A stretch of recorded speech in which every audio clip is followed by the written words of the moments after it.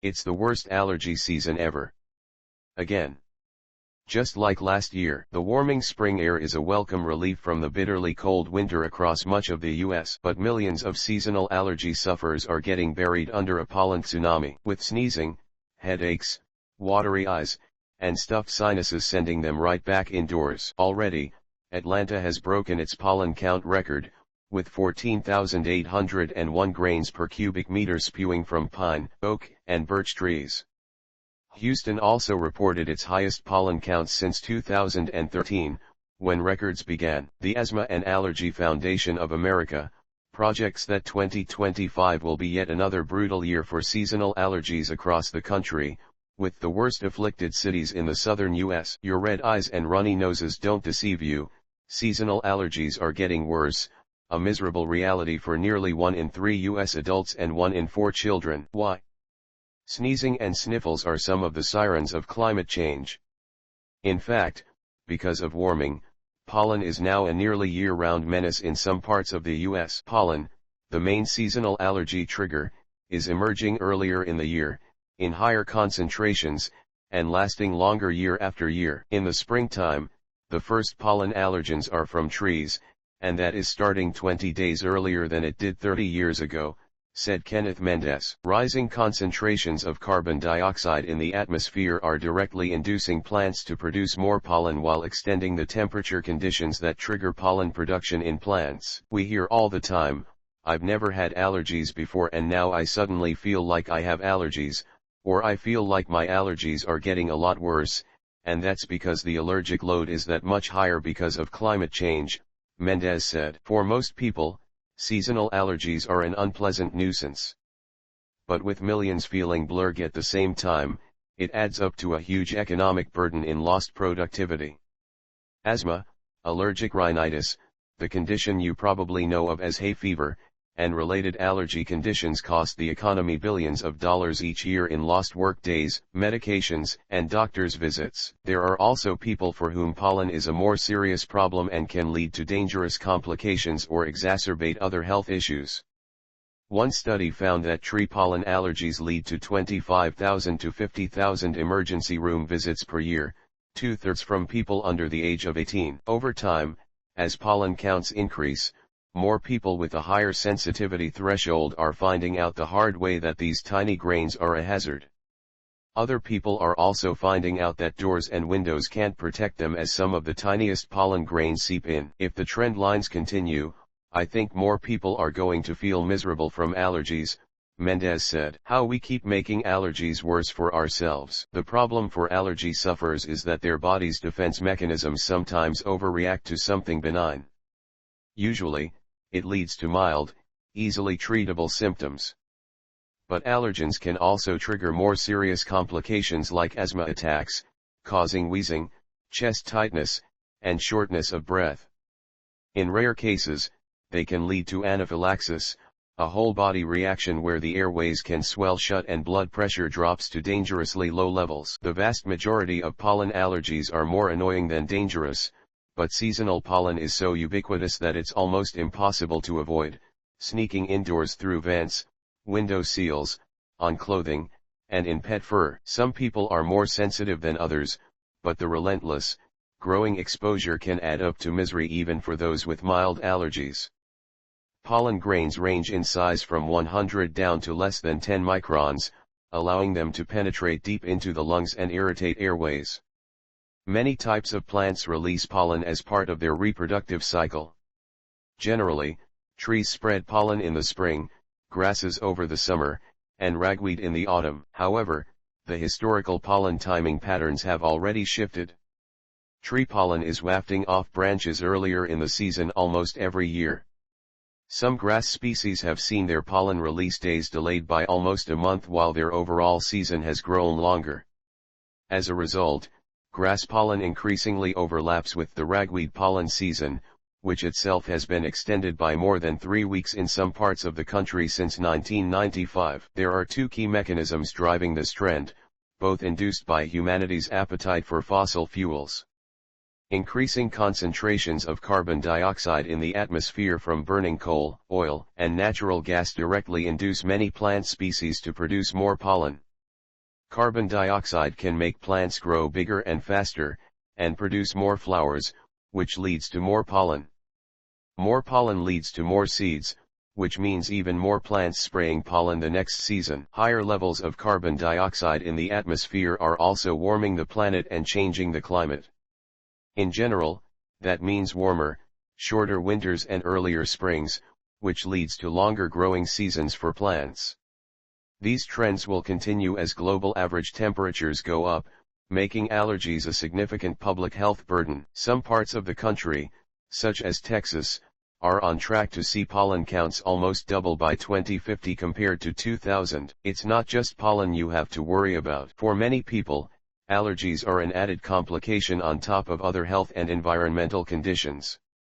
Air pollution from ozone, particulates, sulfur, and nitrogen compounds can cause their own breathing problems, but when they intersect with allergies, they can make symptoms even worse. Pollution from roads can make pollen from nearby plants more potent at triggering allergic reactions. Smoke from wildfires can also exacerbate allergies. Cities may not offer much refuge. Changes to the landscape like urbanization can create a more favorable habitat for plants like ragweed. City centers also tend to warm up faster than their rural surroundings and experience higher concentrations of air pollutants, compounding the effects of allergies. These factors are especially potent in low-income and underserved communities. Pollen isn't the only allergen changing with the climate either. Rising temperatures and precipitation in some areas are increasing the number and duration of allergenic mold spores. Extreme weather further worsens the problem, as the damage and destruction create conditions for more mold.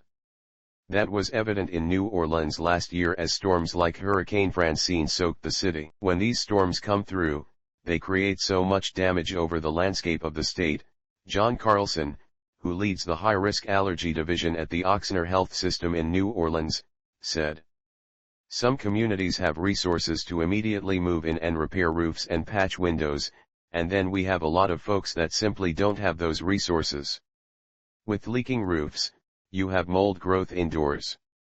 Because it's so warm here, we can grow mold year-round as long as there's moisture. High winds from storms can also whip up dust, which can then trigger asthma.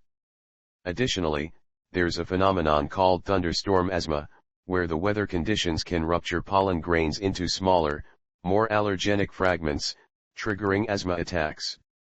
It's not clear whether the overall number of people with seasonal allergies is increasing.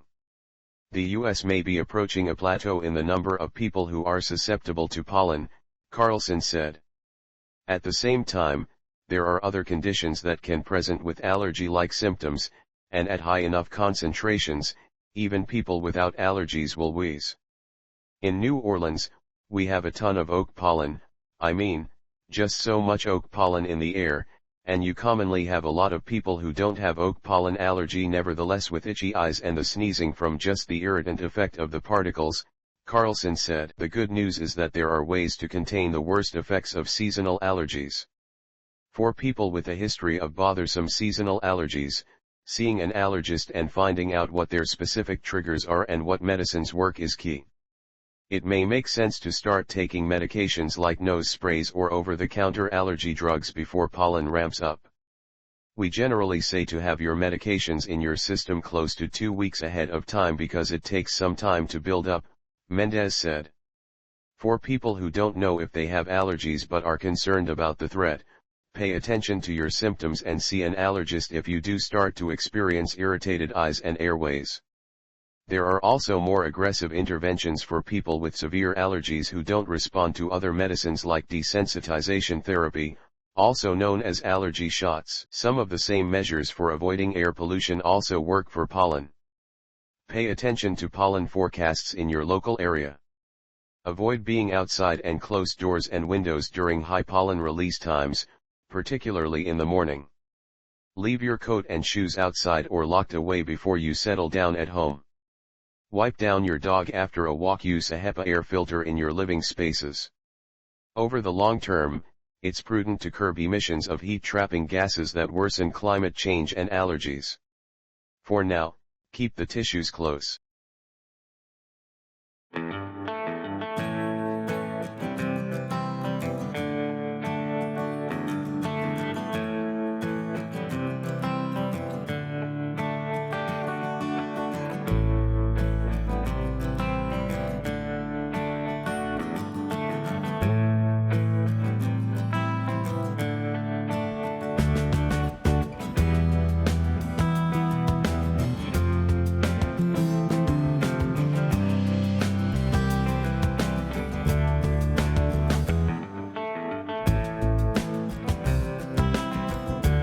Eastern medicine for those who want to know.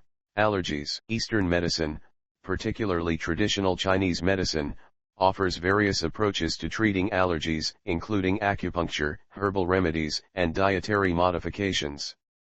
Acupuncture, when used with T, C, M principles, can help regulate the body's response to allergens by balancing energy flow and modulating the nervous system.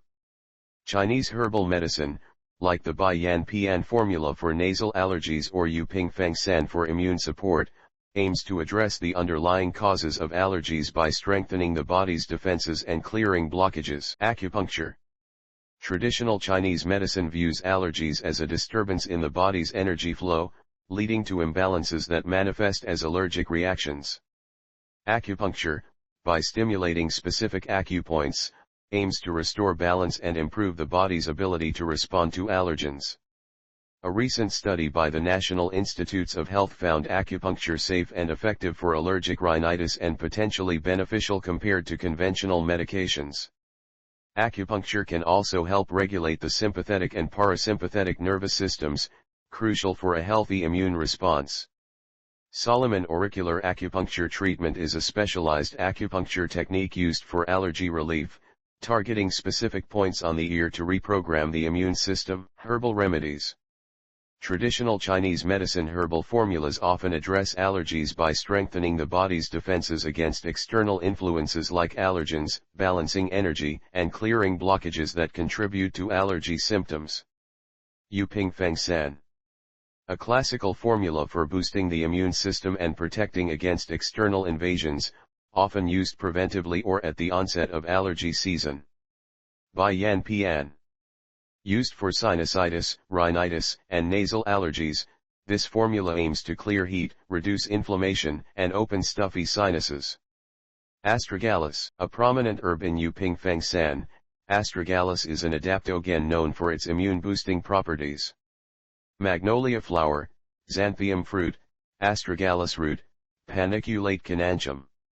These herbs are part of a broader range of traditional Chinese medicine herbs used to treat allergic rhinitis by influencing the production of inflammatory substances, modulating the immune system, and stabilizing cell membranes, according to a study published in ScienceDirect.com. Dietary modifications. Traditional Chinese medicine recognizes that certain dietary patterns can aggravate allergies. By adjusting the diet, individuals can potentially reduce their sensitivity to allergens. Examples. Avoiding cold and raw foods.